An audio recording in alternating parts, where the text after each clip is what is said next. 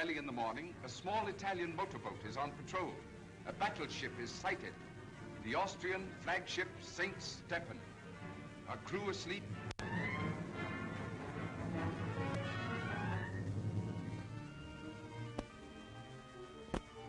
Dazed by the two explosions, men pace the decks.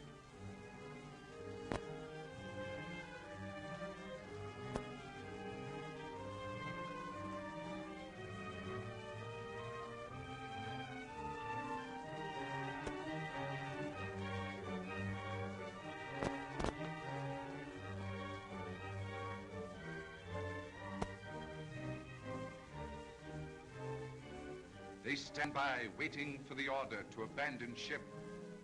But the commander does not give the order.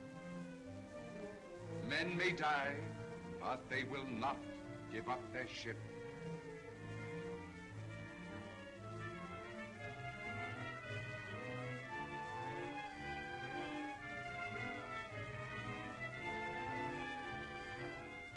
Decks awash.